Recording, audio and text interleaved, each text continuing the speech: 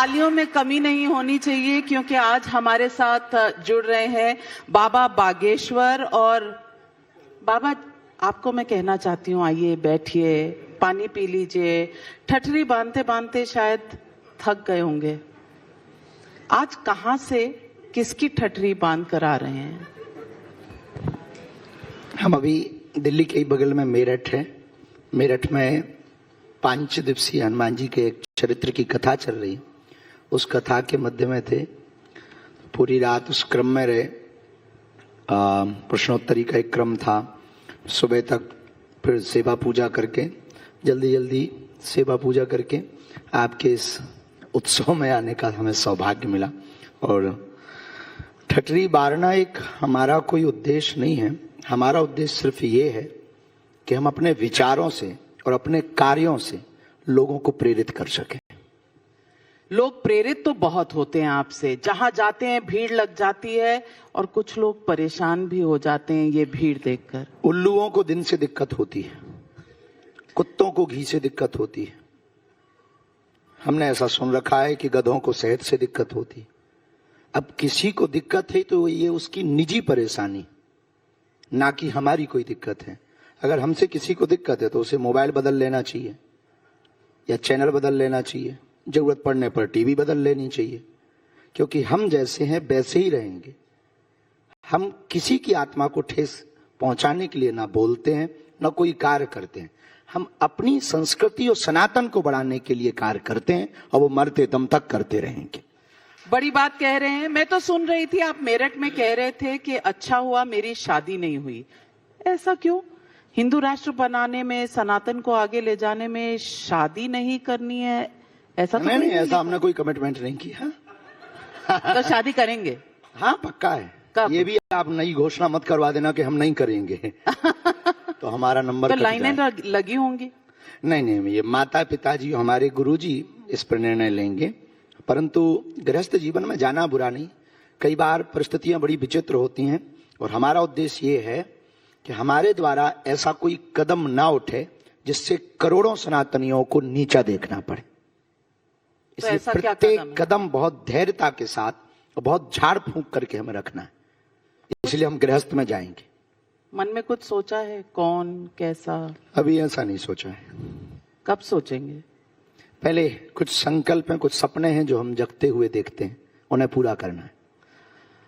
देश में संविधान है, लोकतंत्र है। जब आप हिंदू राष्ट्र की बात करते हैं तो वो हिंदू राष्ट्र क्या है आपके मन में? क्या विचार हैं? आप तो संविधान, हनुमान का एक नया फॉर्मूला लेकर आए हैं। क्या यही है हिंदू राष्ट्र? देखिए, हम संविधान को एक हाथ में गीता और पुराण को लेकर चलने की बात करते हैं। भगवान ने ऑलरेडी 2 हाथ सबको दिए और हमने कभी भी ये नहीं कहा कि हमें संविधान बदलना है। हमने कभी भी ये नहीं कहा कि हमें कागज पर हिंदू राष्ट्र चाहिए। हमें लोगों के दिलों में हिंदू राष्ट्र चाहिए। हमें दिलों को परिवर्तित करना है और दिलों में चाहिए का मतलब ये है हिंदुत्व के प्रति प्रखर हों, मुखर हों, वो बिखरे हैं, वो एकजुट हों, ताकि ऊर्जा पूरे भारत के हिंदुओं की जातवाद से ऊपर उठकर राष्ट्रवाद में ऊर्जा लगे और भारत विश्व गुरु बने। तो हिंदुओं को तो राष्ट्र में आप बड़ी उपाधि देना चाहते हैं, सही है। बाकियों का क्या होगा? बाकी भी तो है। नहीं, बाकी भी रहेंगे। दुबई में सब रहते हैं, पर प्रमुखता तो जो है मुसलमानों को मिलती है। तो भारत में भी अगर ये हो तो क्या दिक्कत है? भारत में हिंदू सबसे ज्यादा रहते हैं तो प्रमुखता अगर इनको मिले तो क्या बुराई है? रहने का अधिकार सबको है। सबके पूर्वजों ने इस देश को आजाद कराने में सहयोग किया, इसमें भी कोई संदेह नहीं। हम रहीम के भी दोहे गाते, रस खान की भी बात करते, एपीजे अब्दुल कलाम की भी चर्चा करते। हाँ, लेकिन जो देश को तोड़ने की बात करते हैं उनको कभी नहीं छोड़ते और छोड़ेंगे भी नहीं। मुस्लिमों पर आपने क्या कहा है, पहले आपको सुनवा देती हूं, क्योंकि आप ही की तो एक सीमा पार नहीं करनी है, सीमा के अंदर कार्य करना है।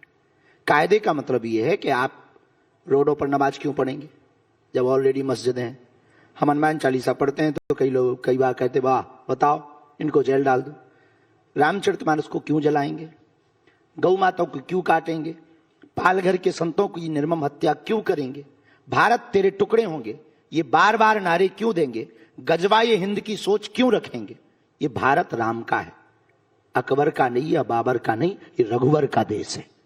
तो रघुवर के देश में राम की चर्चा होगी और आप अगर इसके विपरीत बोलोगे तो स्वाभाविक रूप से आप सीमा पार कर रहे हो, तो या तो देशद्रोही कहलाओगे अथवा फिर आने वाले समय में हिंदू अपने हिसाब से उसका उपाय देखेंगे। कानून तो आपका इलाज करेगा ही ठीक से। इसीलिए हम बहुत विनम्रतापूर्वक उन्हें समझा रहे हैं, भैया कायदे में रहोगे तो फायदे में रहोगे। तो मैं पूछना चाह रही हूँ कि अगर हनुमान का नाम ले सकते हैं तो अल्लाह का नाम क्यों नहीं ले सकते? तो बोले, हमें क्या मतलब है? नहीं दिक्कत है? नहीं, हमें ना उनसे क्या दिक्कत, हमें क्या लेना देना अल्लाह से। तो रोड पे अपने बजरंग बली के ही तो इतने नाम है कि हम अपने देवताओं के ले करके जो है थके जा रहे हैं। और हिंदुओं के पास में 33 कोटि देवता हैं, उनके ही नाम ले करके वो थक जाएंगे। जरूरत पड़े तो हमें बता देना, हमें कहा एक्स्ट्रा और बना देंगे, पर उनके की लेने की क्या जरूरत है?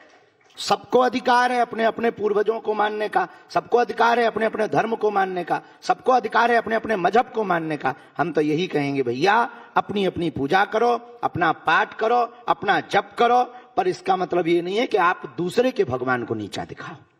हमने कभी नहीं कहा और हम कभी कह भी नहीं सकते। क्यों? क्योंकि सबकी आस्था होती है, तो उनकी भी आस्था है, मुसलमानों की उनके भगवान में आस्था है, ईसाइयों की यीशु में आस्था है, उनको मानने दो। हाँ, लेकिन इसका मतलब ये नहीं कि आप ये नहीं कहोगे कि हम ही केवल उपासक हैं, बाकी सब काफिर हैं। ये भी तो नहीं कहा जा सकता। हम वरना हम भी तो जवाब दे सकते। इसलिए हमें उनसे कोई दिक्कत नहीं है, वो हमें समझ नहीं पा रहे। हम आदमी बहुत ठीक हैं।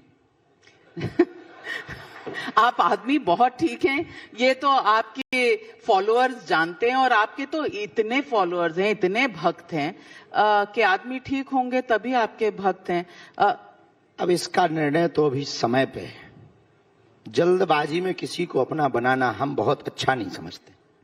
अभी हमें लगता है कि कुछ दिन ही बीते और इंतजार करना चाहिए कि हम आदमी ठीक हैं या नहीं। ये देश अपने आप निर्णय लेगा, और हमें सही या गलत ठहरने के लिए देश की सेवा नहीं है, अपितु हमें जीते जी सनातन के लिए कार्य करके जाना है। यह हमारा ध्येय है। बाबा, सवाल लोग पूछते हैं कि आपने कहा सड़क पर नमाज नहीं पढ़नी चाहिए, उत्तर अच्छा, क्यों पढ़नी चाहिए? अच्छा, आपके ताज होटल के सामने यहाँ पे नमाज पढ़ने लगे, कैसा लगेगा? और जाती है तो उसके लिए रास्ता भी तो पर्याप्त है, तो उनकी भी तो जाते हैं ताजिया, उस पर तो नहीं हमने बोला, हमने नमाज पे बोला है। हाँ, तो नमाज में उनके भी तो ताजिया निकलते हैं।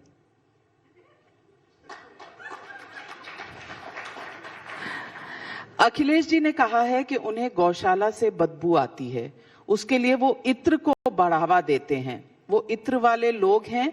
मैंने देखा है कुछ लोग सोशल मीडिया पर लिख रहे हैं कि ये क्या बात हुई। आप इस बयान, राजनेताओं पे कोई बयान नहीं देते। क्यों, डर गए? नहीं, डरते नहीं है। जरूरी नहीं कि हर विषय पे बोला जाए, उनकी आपसी चलती रहती है नेताओं की, तो और नेता जवाब देने के लिए काफी है। लेकिन गौशाला में सचमुच बदबू रहती है। भगवान जाने कि किसकी कैसी नाक है, हमें तो नहीं आई। अपनी अपनी नाक का कमाल है। आप कभी हमारे साथ चलिए, हमें तो नहीं आती। आपको नहीं आती गौशाला में? हमें तो नहीं आती, हमारी नाक बहुत बढ़िया है। तो फिर आपको कभी इत्र की जरूरत नहीं पड़ती? नहीं, इत्र हम लगाते ही नहीं है, भगवान की बड़ी कृपा। कोई लगा दे तो मना भी नहीं करते। इत्र लगाते नहीं, पर कोई लगा दे तो मना नहीं करते। पर गौशाला में हमें बदबू नहीं आती है। गौशाला में हमें अपने पुराने भारत की याद आती है। गौशाला में हमें गोविंद की याद आती है।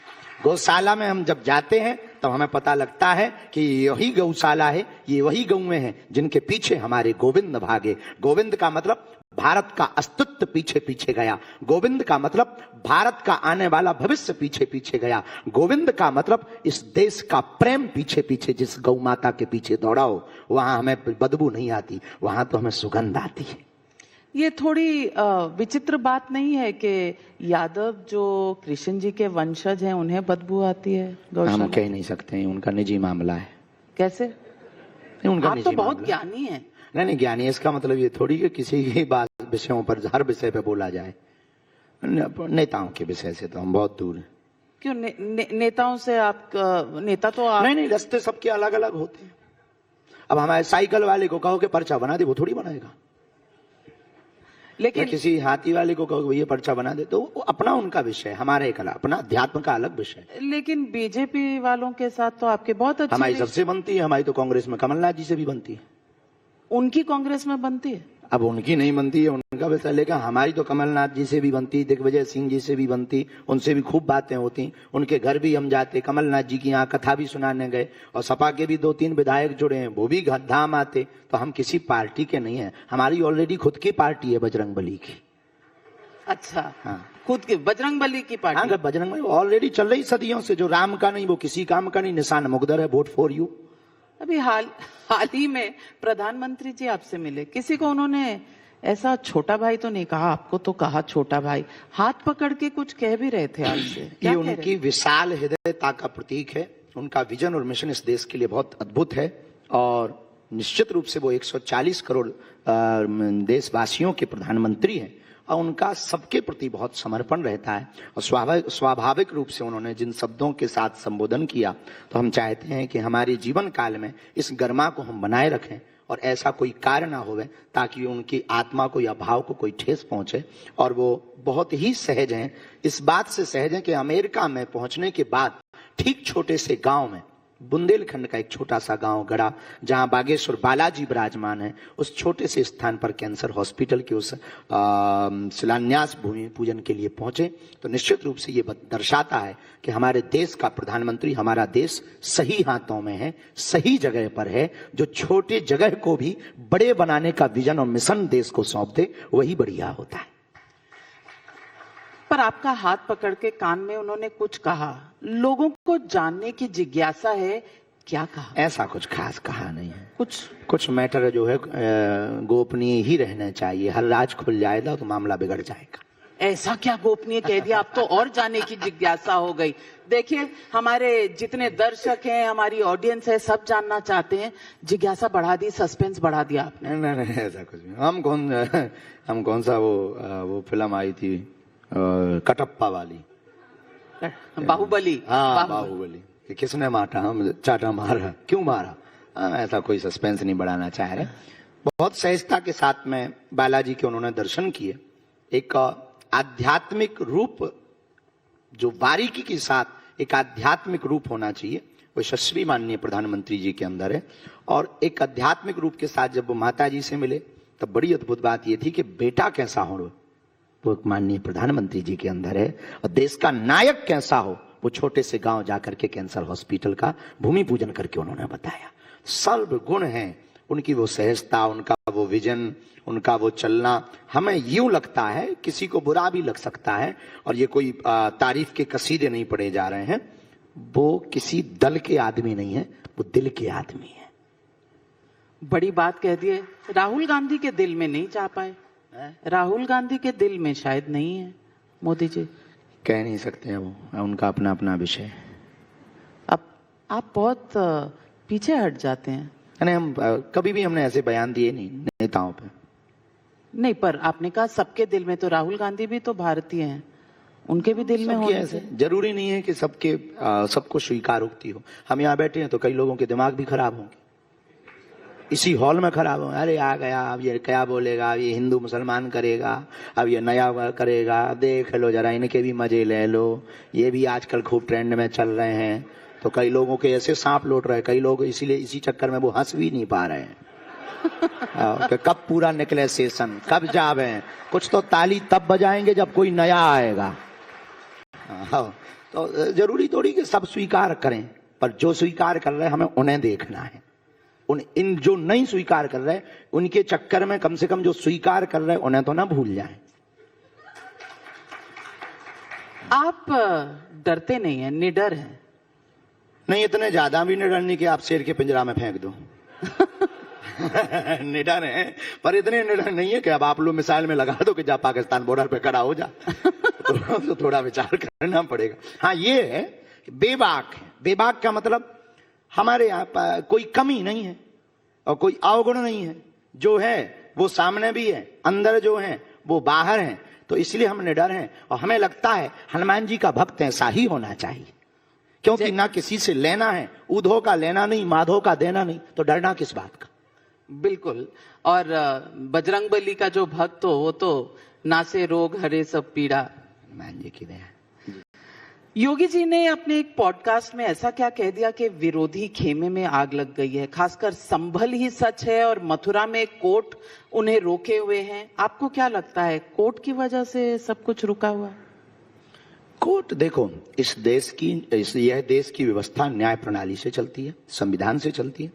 न्याय प्रणाली में सर्वे तथ्य जो कहेंगे वही बाहर निकल करके फिर कोर्ट में बैठे हुए जो माननीय जज हैं वो निर्णय देते हैं। बार बार न्याय प्रणाली पर, कोर्ट पर या सर्वे पर उंगली उठाना निश्चित रूप से आप संविधान की अवहेलना कर रहे हैं। तो न्याय व्यवस्था ने कहा कि वहां राम जी थे, तो सच में वहां राम जी थे ही, और वो निकल आए। अब न्याय व्यवस्था, हमें भरोसा है भारत की न्याय व्यवस्था पर कि काशी में कहेंगे कि यहां शिव जी थे तो देखना कि अभिषेक होके रहेगा।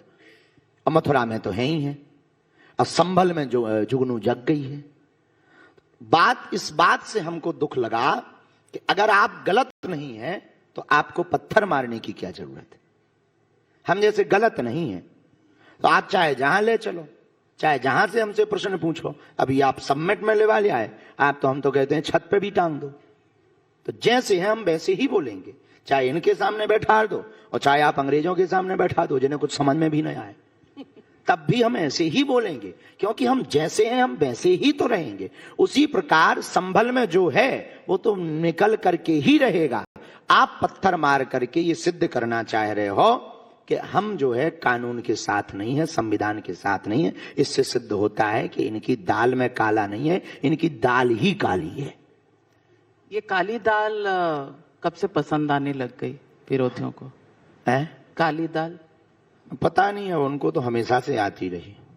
इस देश में मंदिरों को तोड़ करके मस्जिदें बनाई गई। अकबर के समय में, बाबर के समय में, औरंगजेब के समय में। शुभ समय है, सनातन का स्वर्णिम काल चल रहा है, सनातन का वर्तमान में गोल्डन टाइम चल रहा है।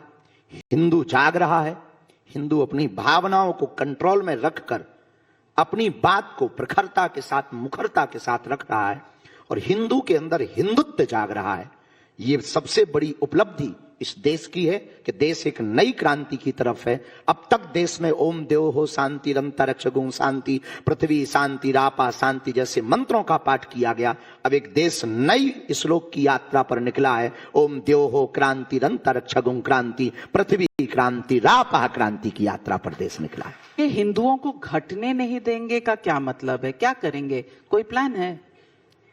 वो 2% से 22% प्लस हो गए। पाकिस्तान में हिंदू 22% से 2% बचे। इसका मतलब सीधा सा है, हिंदू घट रहा है, वो बढ़ रहे हैं। उपाय क्या है? उपाय यही है।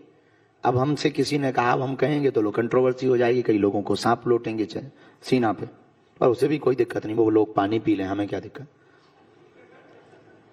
सरकार ने कहा बच्चे 2 ही अच्छे, हमें अच्छी बात लगी। बच्चे खैर अपन नहीं तो ऐसा भी कोई सिस्टम नहीं है, पर बच्चे 2 ही अच्छे, पर चच्चे के 30-30 बच्चे क्यों? नियम पर सब नियम तो सब पर लागू, पर उनकी संख्या बढ़ रही है, हिंदुओं की घट रही है।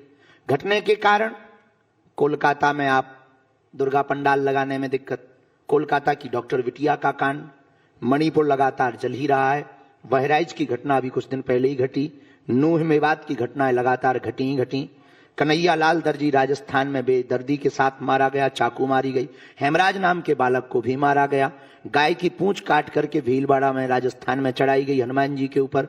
ये पूरे सिस्टम बता रहे हैं कि हिंदू बटा हुआ भी है, हिंदू घटा हुआ भी है, हिंदू डरा हुआ भी है।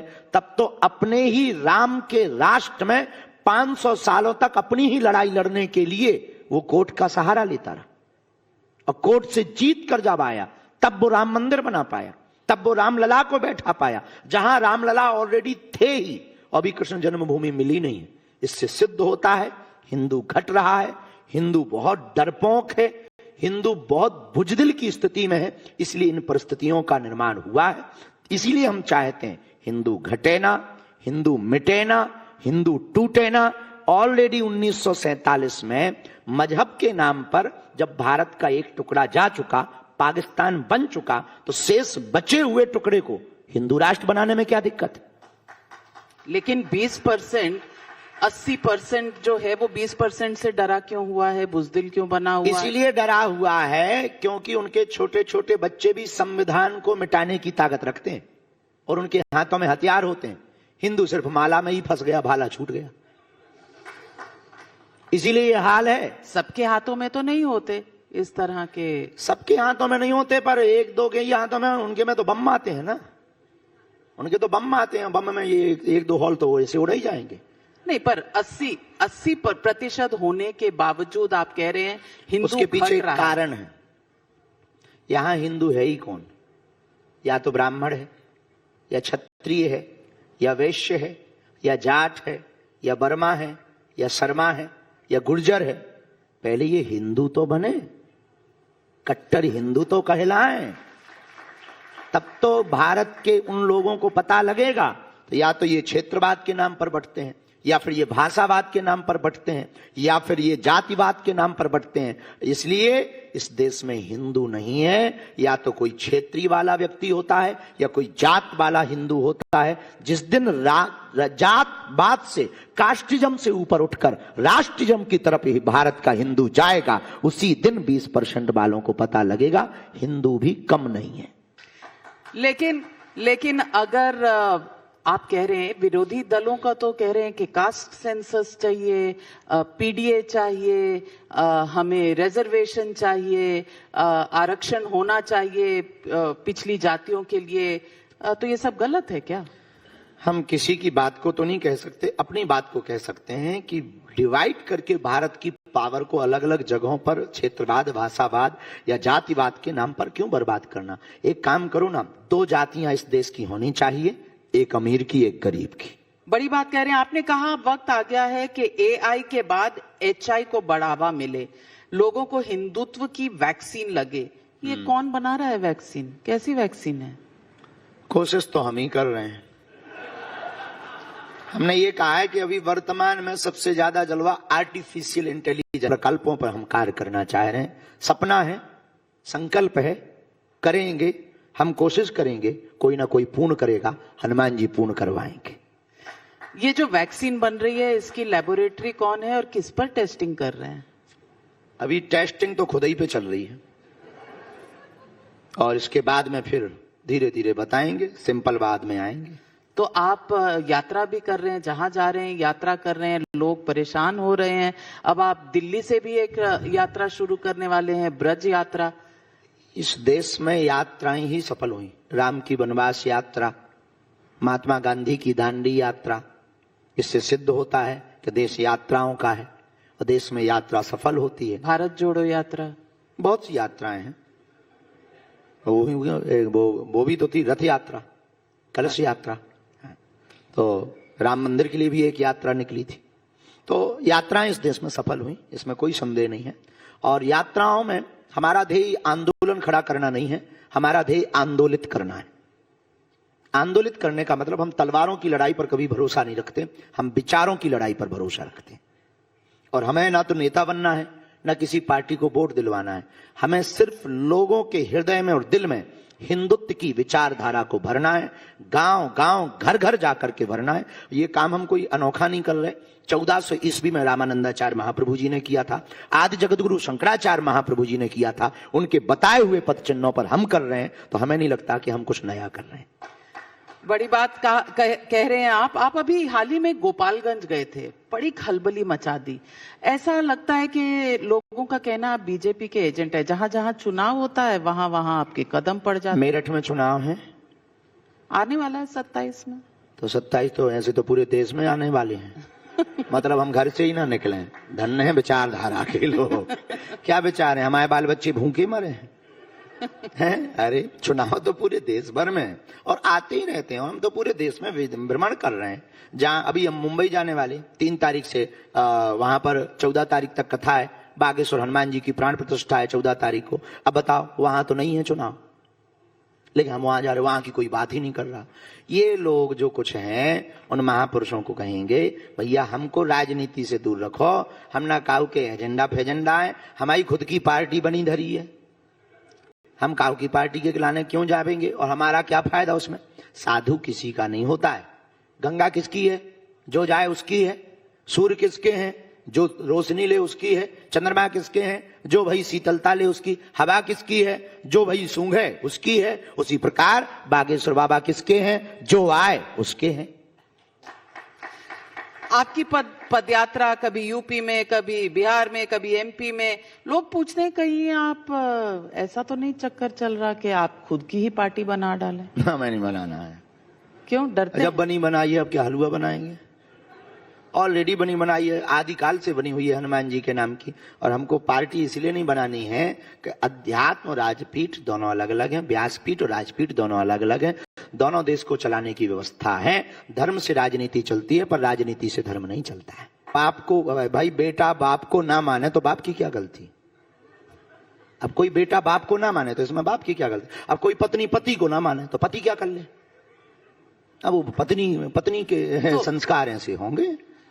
लेकिन देश में जो आपके रिश्ते हैं अपने मानने से तो नहीं हो जाते ना, अगले को इसीलिए हम मानना पड़ता है। थोपते भी नहीं है कि माने, हमने थोपा भी नहीं उनके ऊपर कि माने। उनको भी रहने का अधिकार है, भजन करने का अधिकार है, भजन पूजन करें, कायदे में रहें, बस। छेड़ेंगे तो छोड़ेंगे नहीं। बाप रे, बड़ी बात है। नहीं, कोई बड़ी बात नहीं है कि हम कौन सा कानून है कि हमें मारना पीटना है। अगर वो छेड़ेंगे तो हम आवाज उठाएंगे।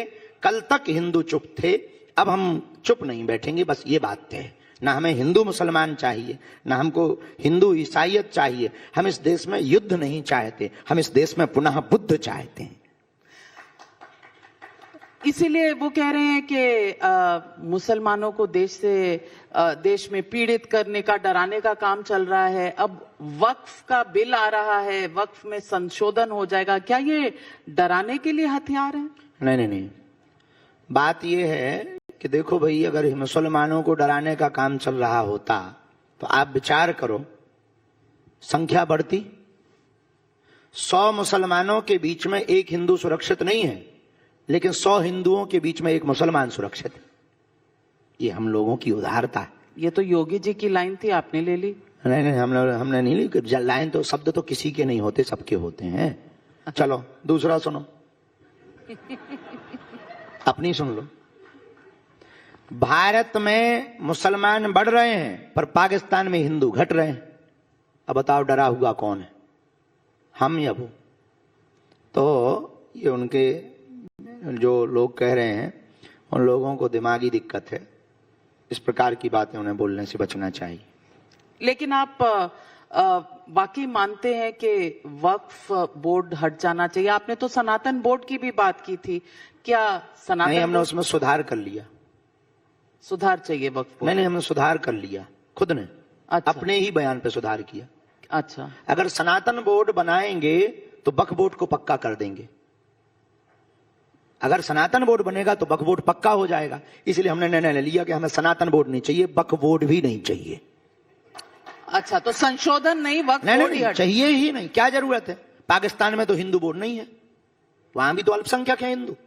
बांग्लादेश में तो हिंदू बोर्ड नहीं है, वहां भी तो हिंदू रहते हैं। मॉरिशस में नहीं है, फिजी में नहीं है, म्यांमार में नहीं है, कंबोडिया में नहीं है, इंडोनेशिया में नहीं है, बर्मा में नहीं है। जब वहां नहीं है तो यहां क्यों है?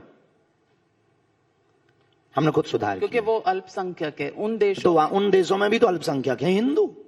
आज तक भारत के मुसलमानों ने आवाज ना उठाई। तो अभी तक तो संशोधन वक्फ बोर्ड में और वक्फ बिल में संशोधन की बात चल रही है, आप कह रहे हैं वक्फ बोर्ड ही हटा दो? ठीक है, पहले हाथ पकड़ेंगे फिर पूरा शरीर पकड़ेंगे। ये आपकी चेतावनी है? नहीं, चेतावनी नहीं, भगवान से प्रार्थना है। हम कौन सा सरकार है? प्रार्थना है और रास्ता दिखाना। गुरु का काम मार्ग देना है।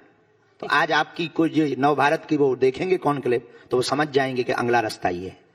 अपनी अपनी मजहब की पढ़ाई अपने लोगों को पढ़ाई जा सकती, पर किसी को थोपी नहीं जा सकती। हम हनुमान जी की बात करते हैं या राम जी की बात करते हैं, तो ये बातें हमारी ठीक है, किसी को अच्छी लगे तो वो स्वीकार कर सकता है। पर इसका मतलब ये नहीं है कि आप हमारी बातों का विरोध करें। विरोध करने का, अगर आप हमारा सम्मान नहीं कर सकते तो आप अपमान के भी हकदार नहीं है कि आप हमारा अपमान करें। अगर आप हमें फूल माला नहीं पहना सकते, आप अगर ताली नहीं बजा सकते, तो आप गाली भी देने के अधिकारी नहीं। तो इस प्रकार के कार्य में हम बहुत ज्यादा टिप्पणी तो नहीं करेंगे, पर यही कहेंगे कि स्वधर्मे निधनम श्रेया परधर्मो भयावहा। गीता में स्पष्ट रूप से कहा, अपने धर्म में मरना श्रेयस्कर है दूसरे धर्म का विचार करने से। ऐसा भगवान कृष्ण ने कहा। आज देश में औरंगजेब, सलार गाजी जैसों की कब्र या मजार होनी चाहिए, लोग उसमें चादर चढ़ाने जाने चाहिए या ये हटा देनी चाहिए? क्योंकि कुछ लोग कह रहे हैं कि मजार को हटा देनी चाहिए।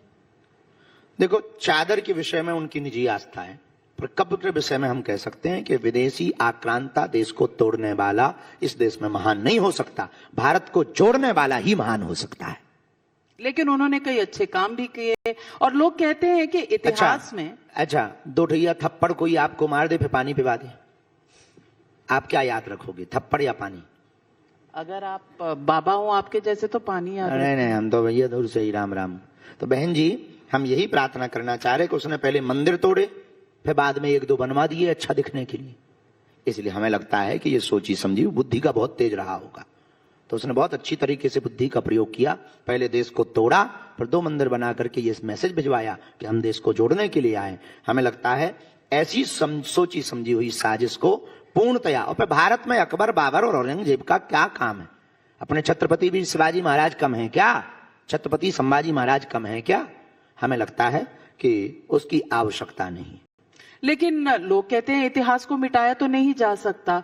इतिहास में नहीं, मिटाया नहीं जा सकता पर बदला जा सकता। भारत इसीलिए तो जाना जाता है।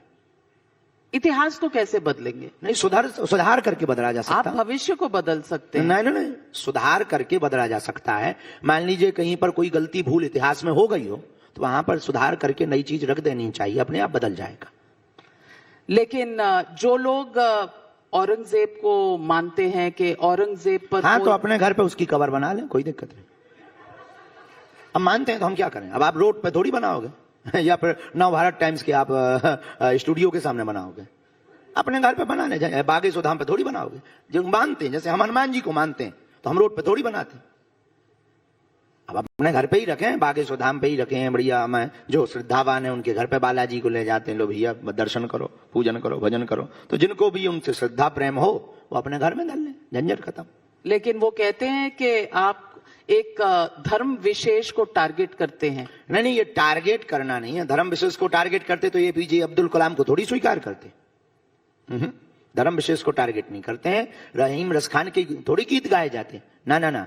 हम उन चीजों को टारगेट करते हैं जिन्होंने देश को तोड़ा है, और ये टारगेट करना सही टारगेट है, यही असली निशाना है। संविधान कहता है कि खाने पीने, घूमने, रहने की आजादी है, लेकिन नवरात्रि में कुछ लोग चाहते हैं कि मीट बैन हो जाए 10 दिन के लिए। इसे आप कैसे देखते हैं? देखो, खाने पीने स्वतंत्रता सबको है, इसमें कोई संदेह नहीं है, पर इस देश की व्यवस्था के हिसाब से हम खाएं पिएं। देखो, दो प्रकार के लोग होते हैं, एक होते हैं खाते पीते घर के, एक होते हैं पीते खाते घर के।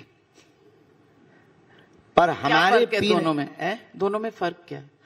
खाते पीते घर का मतलब है बढ़िया बड़े घराने से है, पर पीते खाते का मतलब है कि लेते भी हैं। तो दोनों में ही थोड़ी में ही अर्थ बदल जाता है, अर्थ तो तत्क्षण बदल जाता है। एक जैसे किसी लड़की के लिए लड़का देखने जाओ तो कहो भाई कैसा है वो लड़का, हम बेटी का विवाह करना चाहते हैं, खाते पीते घर का है। लेकिन उसी में ये कह दो पीता खाता है तो गड़बड़ हो जाती। तो पीते खाते खाने वाले लोग स्वतंत्रता है, लेकिन भैया हमारे पीने खाने से किसी को ठेस ना पहुंचे, किसी की आस्था भंग ना होवे, किसी की श्रद्धा ना टूटे, ऐसा पीना खाना नहीं चाहिए। तो हमें लगता है कि बैन होना उचित है। तो फिर संविधान का क्या करें? संविधान का क्या करें? नहीं, संविधान में तो 125 बार से ज्यादा सुधार हो चुका ना, अब इसमें भी संशोधन हो जाए। अगर हो जाए संशोधन तो क्या बुराई। दूसरी बात, जब आपने कहा कि आप काफी विवादों में रहते हैं, हमने अपनी कुंडली तो दिखवाई नहीं है, पर बिना देखे हम ये कह सकते हैं कि उच्च के ग्रह में मीडिया और विवाद रखा हुआ है।